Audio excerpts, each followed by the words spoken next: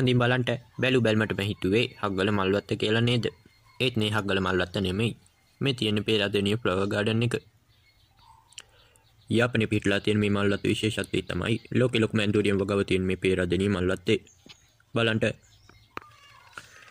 කොළ කඩ බොරුවට දෙනවා කියන අය දැන් මල් කඩ පටපට්ටම් බලනවා ඇති. මේ වගේ අරුම පුදුම මල්වත්ත දැක්කොත් ඉතින් කට මතක් වෙන්නේ පටපට්ටම. මේ වගේ අරුම පුදුම දුර්ලභ වස්තුවක් තිබ්බොත් ඒ පටමට්ටමට කියන්න ඕනේ. හොඳේ ටිකක් ඉන්නකෝ.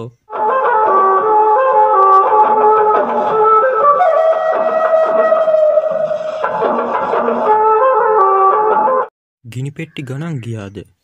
ගින්දර ගන්න සල්ලි නැද්ද? ගෑස් වලින් උයන්න ගෑස් නැද්ද? මෙන්න නවතම හඳුන්වා දීම ගින්දර වලට පිළියමක්.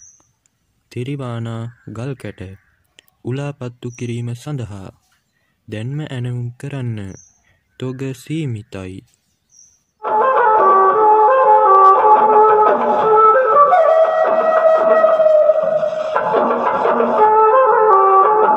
ලෝකෙ ලොකුම ඇන්තෝරියම් වගාව බලන්ට ආවට මොකද? ලෝකෙ ලොකුම ඇන්තෝරියම් මලත් හම්බුනේ මෙහිමයි. බලන්න තාම ජීවතුන් අතර ඉන්න මේ මල වසර 5ක් විතර පැරණි කියනවනේ. වැඩිම නැටඹු ප්‍රමාණයක් ලැබිලා තියෙන්නේ මේ මලට. ඒ අනුව මේ මල 69 ලක්ෂයක් බලලා තියෙනවලු. බලන්න 69 ලක්ෂයක් බලපු මේ මල ඔයාලා ෆෝන් එකෙන් බලනවා. මේ වගේ අරුම පුදුම දේවල් නම් ඉතින් පටපට්ටම තමයි. මේ වගේ අරුම පුදුම දුර්ලභ විශ්මිත දේවල් දැක්කොත් එහෙම පටපට්ටමට කියන්න ඕනි. හොඳේ ටිකක් ඉන්නකෝ.